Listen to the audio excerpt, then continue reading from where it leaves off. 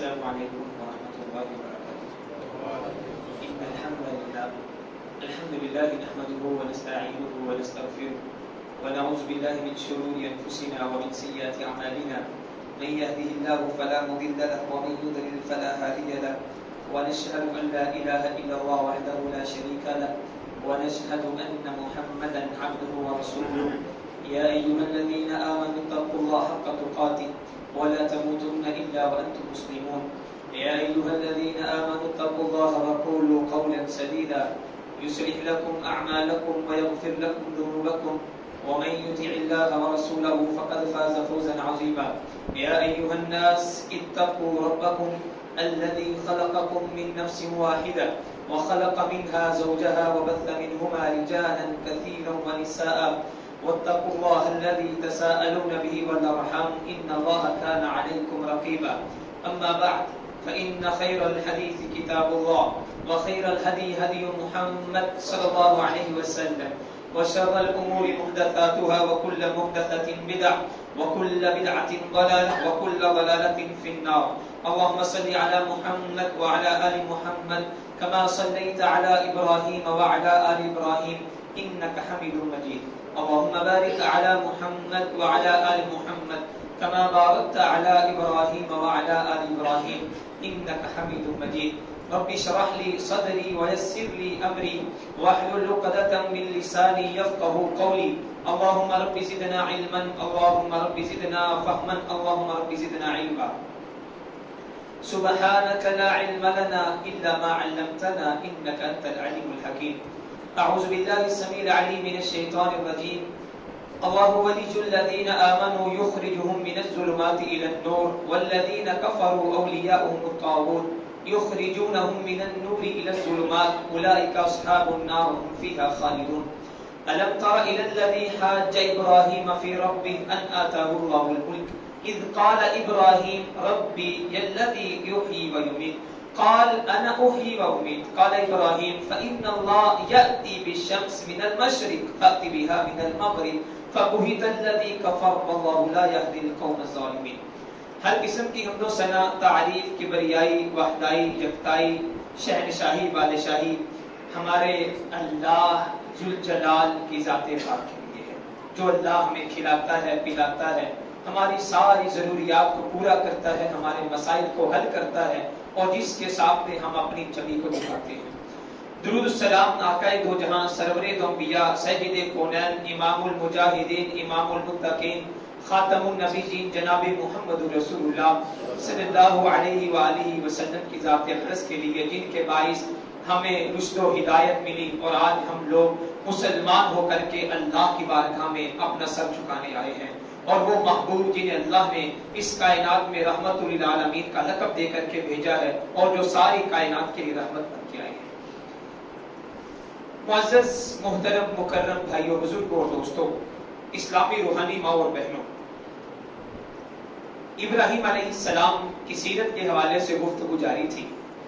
ہم نے سیرت ابراہیم کو سمجھنے کے لیے دو باتیں عرض کی تھی کہ پہلا ہجرت سے پہلے کے ایام اور ہجرت کے بعد کے ایام. ہجرت سے پہلے کے ایام پہ ہم گفتگو کر رہے تھے. ہم نے 3 حصوں میں تقسیم کیا تھا کہ پہلے اپنے گھر سے دعوت کو شروع کیا ہے تو اپنے باپ کو دعوت دی ہے، اس کے بعد قوم کو مخاطب ہو کر کے ساری قوم سے ٹکر لی ہے اور قوم کو دعوت دی ہے، اور تیسرے نمبر پہ پھر وقت کا بادشاہ جو حکمران ہے، جس کے بارے میں ایک روایت ملتی ہے کہ پوری دنیا پہ 4 بادشاہوں نے حکومت کی ہے. 2 مسلمان تھے اور 2 ہی کافر تھے. 2 مسلمان حضرت ذوالقرنین اور حضرت سلیمان علیہ السلام، اور جو 2 کافر جنہوں نے پوری دنیا پہ حکومت کی ہے، ایک نمرود تھا اور دوسرا بخت نصر تھا. یہ 2 ظالم حکمران تھے اور یہ دوسری طرف 2 اللہ کے بندے اور دونوں نبی، یہ 2 حکمران تھے جنہوں نے پوری دنیا پہ حکومت کی ہے.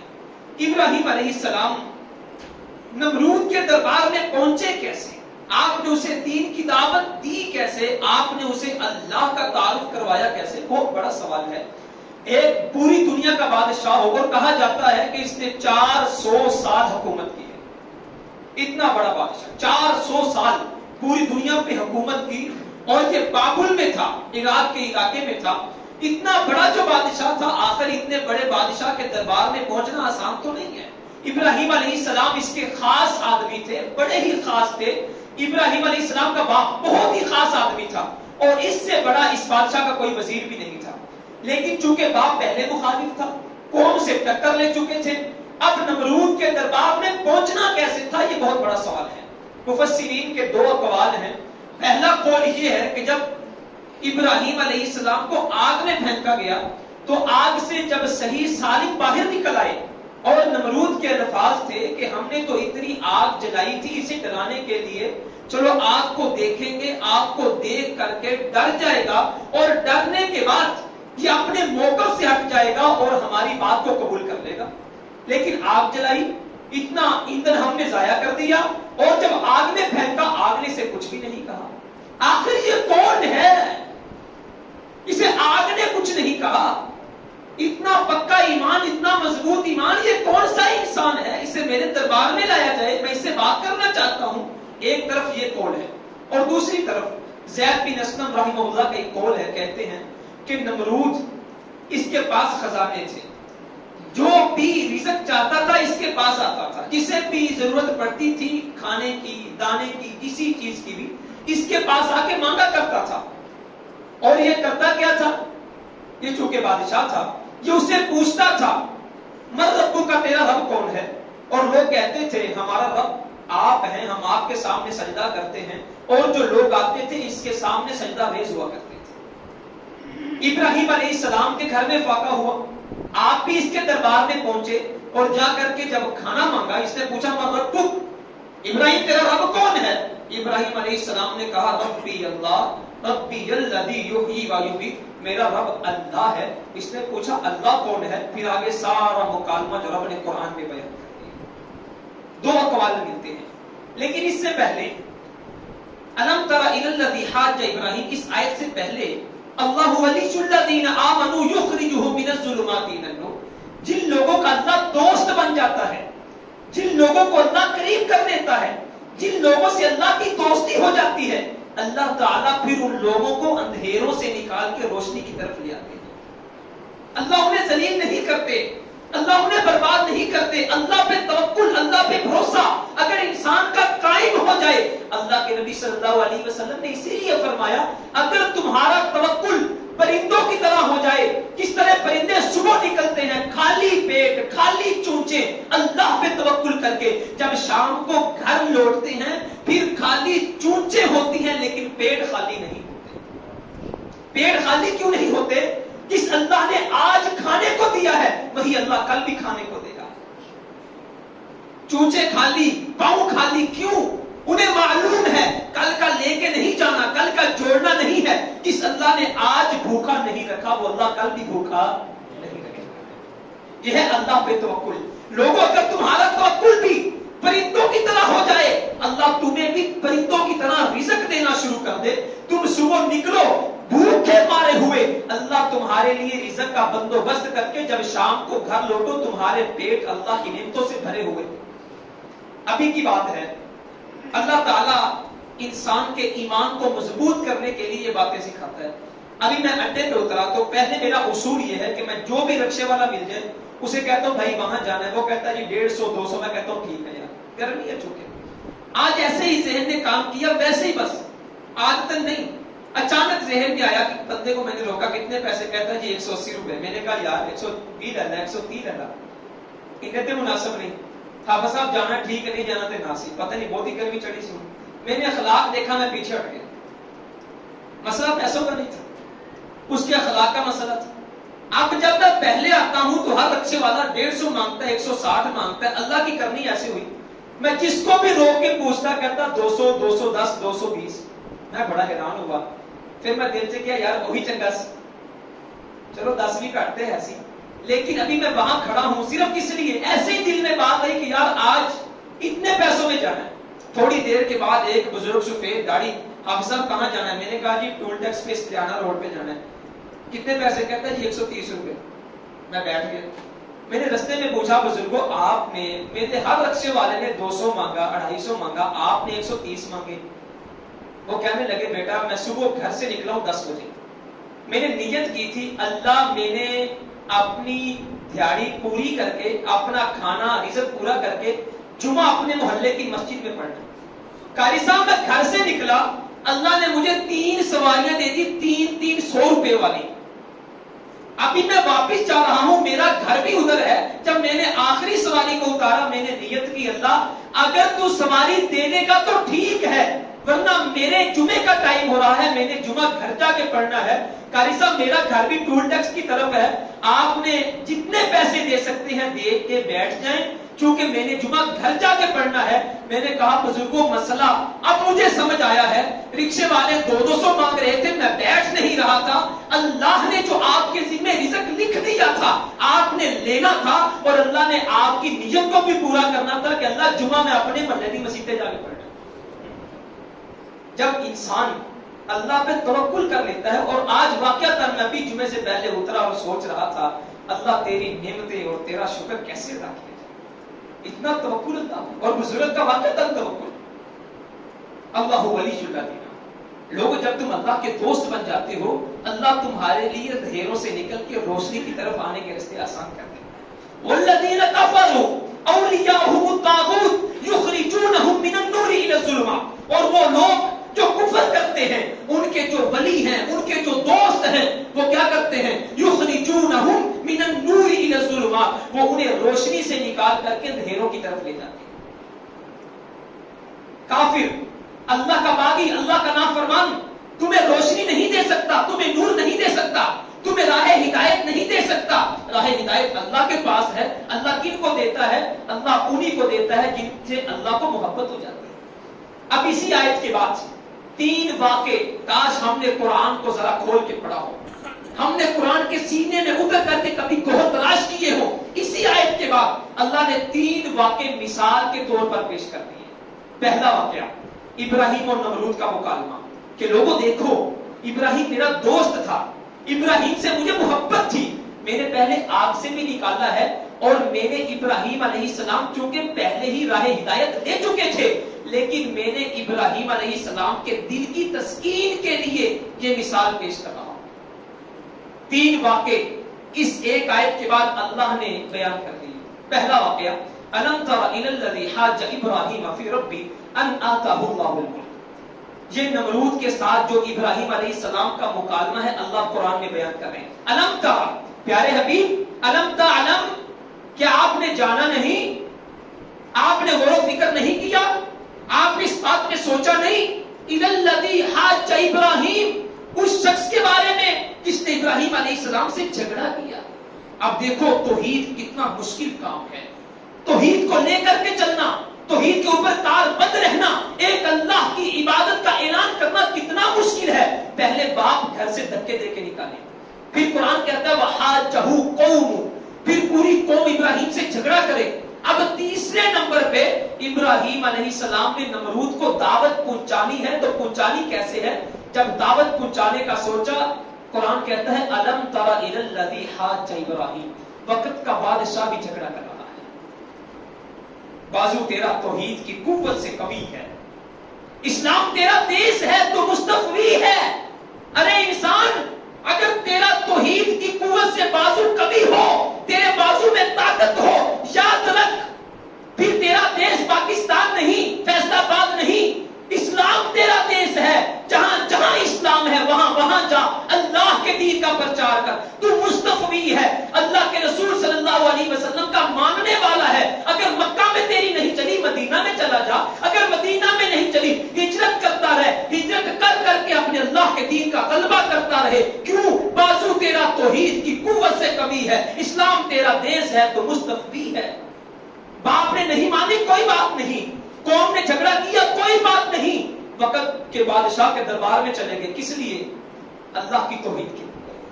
جب بازو کے اندر توحید کی قوت آ جاتی ہے نا, پھر بڑی سے بڑی چٹانیں بھی انسان کا رستہ نہیں روک سکتی, بڑے سے بڑے طوفان بھی انسان کے پاؤں نہیں روک سکتے. توحید کی قوت, توحید کی امانت سینوں میں ہے ہمارے, آسان نہیں مٹانا نام و نشان ہمارا. جن قوموں کے اندر توحید تھی آج بھی آپ دیکھ لیں 313 نکلے ہیں صرف اس لیے اللہ کی توحید کو لے کر کے. محبوب نے جملہ کیا کہا تھا؟ اللہ یہ جو 313 آئے ہیں ان کے دل میں تیری توحید ہے, اللہ تجھے اکیلے کو مانتے ہیں. اگر یہ 313 مٹ گئے دنیا میں تیرا نام لینے والا کوئی باقی نہیں. توحید کی امانت سینوں میں ہے ہمارے, آسان نہیں مٹانا نام و نشان ہمارا. میرے بھائیوں یہ توحید اتنی قوی ہے, اتنی طاقتور ہے. ابراہیم علیہ السلام سے جھگڑا کر رہا ہے, اور یہاں ابراہیم علیہ السلام نے جھگڑا نہیں کیا. ابراہیم علیہ السلام نے ایسا ماحول کریٹ کیا ہے کہ دشمن کو جھگڑا کرنا پڑا. پوچھا ہاں ابراہیم تیرا رب کون ہے؟ کہا میرا رب الذی یحیی و یمیت, زندہ کرتا ہے اور موت دیتا ہے. اس سے پہلے اللہ قرآن میں کیا فرماتے ہیں؟ ان آتاہ اللہ الملک, اللہ نے اس کو بادشاہت دی تھی. یہاں میں ایک اصول بیان کرنے لگا ہوں. کلا ان الانسان لیطغی ان رآہ استغنی. جب انسان کے پاس مال و دولت آ جاتا ہے, انسان کے پاس کچھ آ جاتا ہے, تو ایٹومیٹکلی شیطان انسان کے دل میں وسوسے پیدا کر کے اسے سرکش اور باغی بنا دیتا ہے. آپ دیکھ لیں دنیا کے اندر جتنی مرضی مثالیں آپ لے لیں, نمرود کو ان آتاہ اللہ الملک, اتنا بڑا جو وہ بات کر کہنے لگا ہے کہ میں رب ہوں اور میں زندہ کرتا ہوں, میں مارتا ہوں. قرآن کہتا ہے یہ بات اس نے کیوں کی؟ اس لیے اس کی آنکھیں بند ہو گئی تھی بادشاہت کی وجہ سے. میرے پاس بہت بڑی بادشاہت ہے. اور فرعون کے ساتھ کیا ہوا؟ اللہ فرماتے ہیں ہم نے فرعون کو جب وہ بادشاہت دی اس کی آنکھیں بھی بند ہو گئی, اس نے سمجھا کہ بس میں ہی رب ہوں. اسی طرح قارون کے ساتھ ہوا. جب قارون کے پاس مال و دولت آیا تو قارون نے سمجھا کہ مجھ سے بڑا ہے ہی کوئی نہیں, میرا حکم چلے گا, میں رب ہوں. حضرات یہی بات ہے جب انسان, قرآن کہتا ہے کلا ان الانسان لیطغی ان رآہ استغنی, جب انسان کے پاس مال و دولت آ جاتا ہے, فراوانی آ جاتی ہے, شہرت مل جاتی ہے, ہم اسے تھوڑا نواز دیتے ہیں تو سرکش ہو جاتا ہے. ساڈے سامنے اتنی لپن ہے, ہمارے سامنے اکڑنا شروع کر دیتا ہے, حالانکہ اسے یہ نہیں معلوم جو اللہ دینے پہ قادر ہے وہ اللہ لینے پہ بھی قادر. وہ بھول جاتا ہے. آپ دیکھیے گا جو بندہ گونگا ہو, گونگا, کبھی شیطان نے اس کے دل میں وسوسہ ڈالا ہے کہ تو کسی کی غیبت کر. جو بندہ بہرا ہو, کبھی اس کے دل میں شیطان نے وسوسہ ڈالا ہے کہ تو گانے سننا شروع کر دے؟ نہیں. آپ دیکھ لیں جو بندہ گونگا ہے شیطان اس کے دل میں وسوسہ نہیں ڈالتا تو غیبت کر. جو بندہ بہرا ہے اس کے دل میں شیطان وسوسہ نہیں ڈالے گا تو گانا سننا شروع کر دے. ہاں جب تیرے پاس مال و دولت نہیں ہے, اسی لیے رسول اللہ صلی اللہ علیہ وسلم نے فرمایا جو فقیر ہے نا, فقیر کل کو مالداروں کی نسبت جنت میں جلدی چلے جائیں گے. کتنے سال پہلے جنت میں فقیر جائیں گے, امیر کھڑے ہوں گے, صاحب ثروت کھڑے ہوں گے, صاحب مال و دولت کھڑے ہوں گے. اللہ کے رسول وہ کیوں؟ فرمایا جس کے پاس مال زیادہ ہوگا اس کا حساب اتنا مشکل ہو جائے گا. اور جن کے کوئی مال ہی نہیں, کمایا کھایا سو گئے, اس بندے بیچارے نے کرنا کیا ہے؟ جن کے کوئی 4 دانے ہوتے ہیں وہی کیا کرتا ہے؟ سینٹ میں کون جائے گا جس کا پیٹ بھرا ہوا ہے اور پیسے زائد ہیں. اچھے کپڑے کون پہنے گا؟ ایک سوٹ 2 3 4 پہ گزارا ہوتا ہو, جے ڈاٹ سے جا کر کے اور مفتی برانڈ پہ جا کر کے مفتی طرح کے سوٹ کون خریدے گا؟ جسے معلوم ہے کہ میرے کھانے اور پینے کے بعد پیسے میرے پاس اضافی ہیں, مجھے یاشی کرنی چاہیے. ابھی میں کل ایک ویڈیو سن رہا تھا, ملک ریاض کا بیٹا کہہ رہا ہے جی میرے پاس ایک گاڑی پتہ نہیں 10 کروڑ روپے کی ہے. غریب شہر ترستا ہے ایک نوالے کو, امیر شہر کے کتے بھی راج کرتے ہیں. ایک بندہ غریب اس کے گھر میں کھانے کے لیے کچھ بھی نہ ہو, حضرات وہ یاشیاں بدماشیاں نہیں کرے گا. اسے معلوم ہے میرے پاس یہ تھوڑا سا مال ہے, میرے پاس تھوڑی سی دولت ہے, میں صبح کما کے لاؤں گا, شام کو کھا کے میرے بچوں کا پیٹ بھرنا ہے. اسی لیے ان آتاہ اللہ الملک, ہم نے اسے بادشاہت دے دی. جب بادشاہت آئی لوگ اس کے قریب ہو گئے, جب لوگ قریب ہوئے اس کی آنکھیں بند ہو گئی, اور آنکھیں بند ہونے کے بعد ابراہیم علیہ السلام کو کہتا ہے انا احیی و امیت, ابراہیم اگر تیرا رب زندہ کرتا ہے اور مارتا ہے تو میں بھی زندہ کرتا ہوں, میں بھی مارتا ہوں. کتنا بڑا اس نے جملہ کہا, میں بھی زندہ کرتا ہوں, میں بھی مارتا ہوں. اچھا इब्राहिम अलैहिस्सलाम ने क्या कहा था? ये नहीं कहा था मेरा रब जिंदा करता है और मारता है। नमरूद बात समझ क्या था? इब्राहिम अलैहिस्सलाम ने कहा था मेरा रब जिंदगी देता है और मौत देता है। उसने कहा ये तो मैं भी कर सकता हूं। उसने ये नहीं कहा था मैं जिंदगी देता हूं और मौत देता हूं।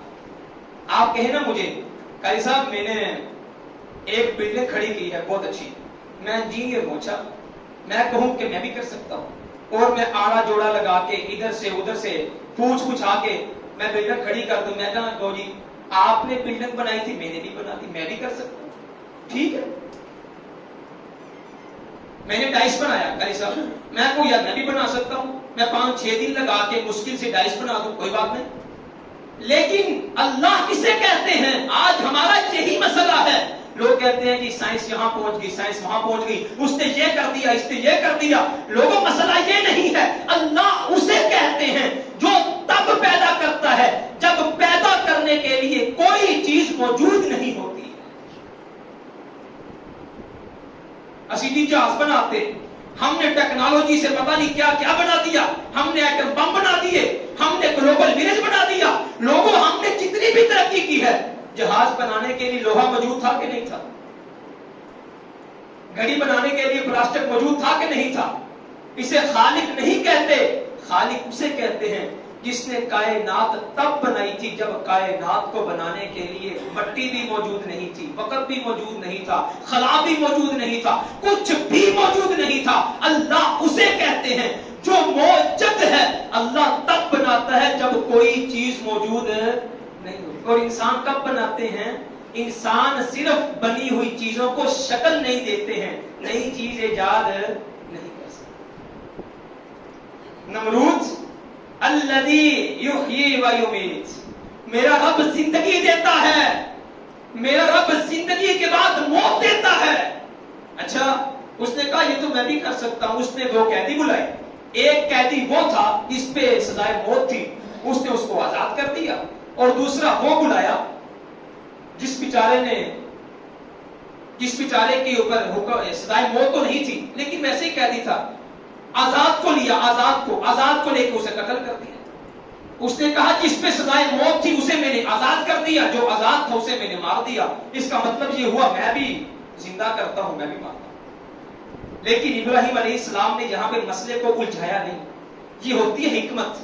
इब्राहिम अलैहिस्सलाम कह सकते थे ना ठीक है भाई, ये जो तूने फांसी दे के बंदा मारा है इसको जिंदा करके, ये नहीं कहा, बात उलझ जानी थी। इब्राहिम अलैहिस्सलाम के ज़हन में रब ने नई दलील डाली। दलील किसने डाली? हम तो माइल बा करम है, कोई शायर ही नहीं। इब्राहिम तो अकेला दरबार से खड़ा हुए हैं, सारी दुनिया तेरे मुखालिफ हुए, सारे तेरा ड्रामा देख रहे हैं। अभी इब्राहिम थुड़किया के थुड़किया, मैं अल्लाह तो तेरे साथ हूं ना। इब्राहिम सारे वक्त का बादशाह, तेरा बाप, सारी दुनिया इकट्ठी होकर के अब तुझे गिराने आई हो। लेकिन जिसको मैं बुलंद करने पे लग जाऊं उसे गिराने वाला कोई है? जिसे इज्जतें मैं देता हूं उसे कोई जलील कर सकता है? इसीलिए मैं कहा करता हूं भाइयों, अगर इस दुनिया कायनात में आपके कोई पांव खेलता है, आपके खिलाफ हर्जा सराई करता है, कोई आपको जीने नहीं दे रहा, कोई आपके खिलाफ मंसूबे बना रहा है, आप अल्लाह के साथ ताल्लुक मजबूत कर ले। मेरे महबूब ने 9 साल के बच्चे को जुमला सिखाया था, बेटा पूरी कायनात इकट्ठी होके आ जाए, तेरा नुकसान करना चाहे, बेटा पूरी कायनात भी अगर अल्लाह न चाहे तेरा बाल भीगा नहीं कर सकती। पूरी कायनात मिल के आ जाए, बेटा तुझे फायदा देना चाहे, अल्लाह तेरा नुकसान करना चाहे, पूरी कायनात मिल के भी तुझे फायदा नहीं दे सकती। यह है मुसलमान का अकीदा। इब्राहिम अलैहिस्सलाम अकेले खड़े हैं, बादशाह भी सामने है, कौम भी सामने है, सगा बाप जिसने अपने बेटे को जलील करने का सोच लिया है। इब्राहिम उसने कहा मैं जिंदा करता हूं, मैं मारता हूं, कोई बात नहीं। इब्राहिम असी तेनू कलियां नहीं छड़िया यार, मैं रब तेरे साथ हूं। वमा करू वमा कर अल्लाह। इधर लोग तदबीरें करते हैं, इधर अल्लाह भी तदबीर करता है। वमा करू वमा कर अल्लाह। आज दुनिया के अंदर मेरी टांगे खींचने वाले अपने सही बेगाने सही, न मैं गिरा न मेरी उम्मीदों के मीनार गिरे, पर मुझको गिराने वाले कई कई बार गिरे। اللہ نہ گرانا چاہے، انسان نہیں گرا کرتے، تباہی نہیں ہوتی، بربادی نہیں ہوتی، گھر نہیں اجڑتے، یہ مت کہا کرے فلاں نے ایسا کر دیا، فلاں نے ویسا کر دیا۔ اپنے اعمال دیکھے، ہو سکتا ہے ہم سے ایسی غلطی ہوئی ہے، آسمان والا ہم سے ناراض ہو کر کے آسمان والے نے ہم کو بے سہارا چھوڑ دیا ہے۔ اور جس لڑکی کو، جس خزانے کو بے سہارا چھوڑ دیا جائے، آپ جانتے ہیں وہاں پہ ڈاکو بھی آتے ہیں، وہاں پہ چور بھی آتے ہیں، وہاں پر عزتوں پہ ڈاکہ ڈالنے والے بھی آ جایا کرتے ہیں۔ جب اللہ کسی انسان کو بے سہارا چھوڑ دیتے ہیں، یاد رکھو پھر چاچے بھی مسئلہ بنائیں گے، بابے بھی مسئلہ بنائیں گے، اپنے بھی مسئلہ بنائیں گے، بیگانے بھی مسئلہ بنائیں گے، پھر گھر کے اندر بیوی مسئلہ بنائے گی، اپنی اولاد مسئلہ بنائے گی، اپنے پارٹنر مسئلہ بنائیں گے، اپنا کاروبار بھی تباہ ہو جائے گا۔ کیوں؟ اللہ نے تمہیں بے سہارا چھوڑ دیا۔ ابراہیم اکیلے کھڑے ہیں، ادھر تو آگ سے بھی بچا لیا اللہ نے، پوری قوم کے سامنے لاجواب بے جواب بھی نہیں ہونے دیا اللہ نے۔ اب نمرود کے دربار میں کھڑے ہیں۔ اب آپ ذرا امیجن کریں نمرود نے کتنا بڑا کام کیا تھا۔ میرے اور آپ کے ذہن میں کوئی جواب آتا ہے اس کے بعد؟ لیکن ابراہیم علیہ السلام نے اگلا جملہ ساتھ ہی کہہ دیا، اچھا فَإِنَّ اللَّهَ يَأْتِي بِالشَّمْسِ مِنَ الْمَشْرِقِ فَأْتِ بِهَا مِنَ الْمَغْرِبِ۔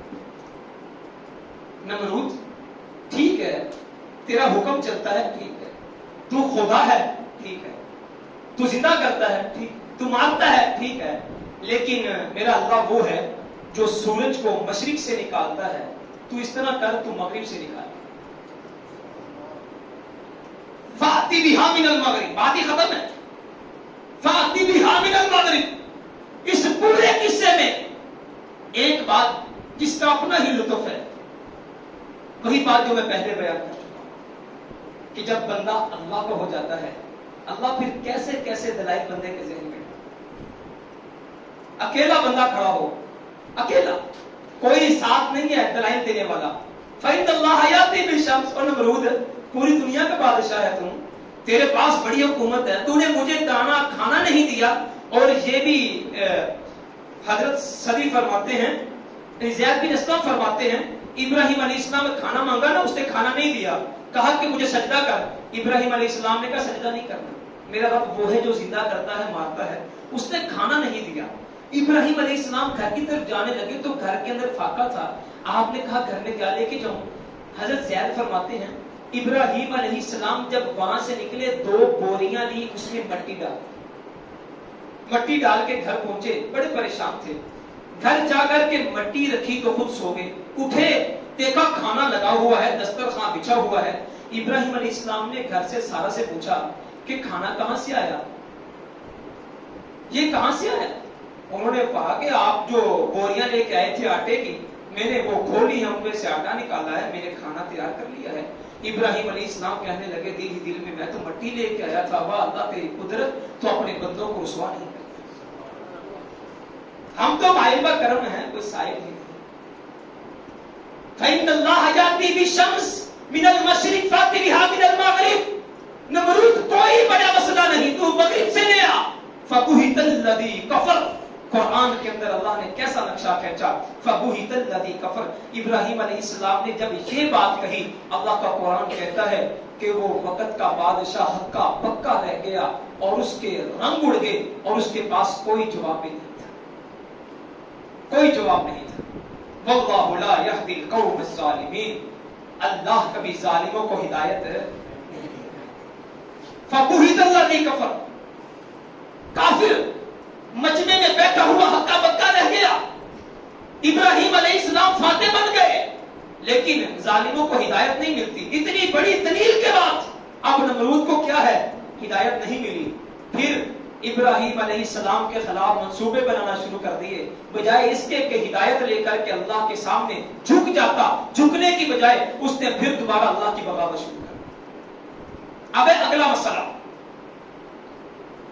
کہ نمرود خود کو خدا کہتا تھا کہ نہیں کہتا تھا۔ حضرات یہ بات اچھی طرح سمجھ لیجئے، آج تک دنیا میں جتنا بھی شرک ہوا، 2 طرح سے ہوا۔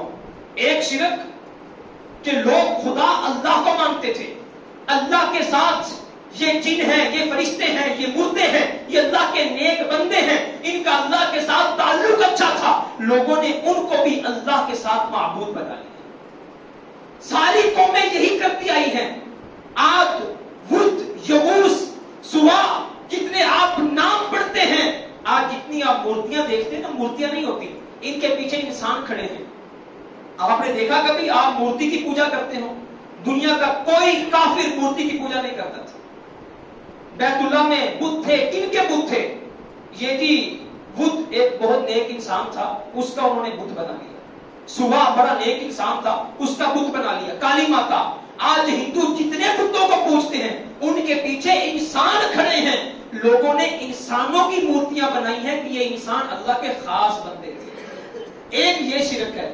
اور دوسرا شرک کہ لوگوں نے اللہ کو خدا مانا، لیکن اللہ نے جب ان کو تھوڑا سا نوازا، تھوڑی سی شہرت دے دی، تھوڑی سی بادشاہت دے دی، انہوں نے کہا کہ اب جو بھی فیصلہ کریں گے ہم کریں گے. حاکمیت جسے کہتے ہیں. حاکمیت، فیصلہ میں کروں گا، جو میں چاہوں گا وہ فیصلہ کروں گا، حدیں میں لگاؤں گا، ساری دنیا میں چلاؤں گا، قانون میرا چلے گا، اطاعت میری ہوگی. یہاں پہ اللہ کی نفی نہیں. نمرود یہی کیا کرتا تھا. نمرود کہتا تھا کھانا میں دیتا ہوں تو حکم کس کا چلے گا؟ میرا چلے گا. ابراہیم علیہ السلام نے پہلے کس کی نفی کی؟ پہلے نفی کی مورتیوں کی، کہ مورتیوں کے پیچھے جو تم نے بت بنا رکھے ہیں نا، انسانوں کو پوجتے ہو، اس کی بھی نفی کی. اور دربار میں کھڑے ہو کے حاکمیت کی بھی نفی کی. حکم کس کا چلے گا؟ اللہ کا چلے گا. اگر آج کوئی یہ کہے کہ اسلام سود کی اجازت نہیں دیتا، قرآن اور حدیث سود کی مذمت کرتے ہیں، ہمارا اپنا قانون ہے، ہمارے اپنے دستور ہیں، ہمارے اپنے اصول ہیں، ہماری جمہوریت ہے، ہم نے ملک بچانا ہے، لہذا ہم سود کو لاگو کریں گے، اس میں کیا ہو رہا ہے؟ اللہ کی حاکمیت کو چیلنج ہو رہا ہے. مسئلہ حاکمیت کا ہے میرے بھائی، مسئلہ اللہ کی توحید کا ہے. ہم یہ سمجھتے ہیں کہ بتوں کو پوجنا شرک ہے. نمرود حاکمیت، فرعون حاکمیت، آپ جتنے بڑے بڑے یہ لوگ دیکھ لیں، یہ حاکمیت کو مانتے تھے. حکم ہمارا چلے گا، اطاعت ہماری ہوگی. لیکن آسمانوں کو بنانے والا الہ ایک ہے، زمین کو بنانے والا خدا ایک ہے. یہ کبھی بھی آسمان و زمین کے رب نہیں بنا کرتے تھے. آج وہی شرک ہو رہا ہے. اور پھر یہی نمرود، اس کے پاس تفسیر ابن کثیر میں لکھا ہے، پھر فرشتہ آیا، اس نے آ کے اللہ کی طرف بلایا، یہ نہیں مانا. دوسرا فرشتہ آیا، پھر بھی نہیں مانا. پھر فرشتے نے کہا ٹھیک ہے، تو اپنا لشکر، اپنی فوج، اپنی ساری سپاہ لے کے آ جا، ادھر سے ہم بھی اپنی سپاہ لے کے آتے ہیں، جنگ ہوگی، میدان میں نکلیں گے. اور تفسیر ابن کثیر میں لکھا ہے 400 سال حکومت کرنے والا جب رب سے ٹکر لینے کے لیے میدان میں نکلا، آسمان والے نے لشکر تو کیا بھیجنا تھا، آسمان والے نے مچھر بھیجے. اتنے مچھر کہ سورج کی روشنی غائب ہو گئی، اور مچھروں نے اس کے لشکر کو کاٹنا شروع کر دیا. یہاں تک کہ ہڈیاں بھی نہ بچی.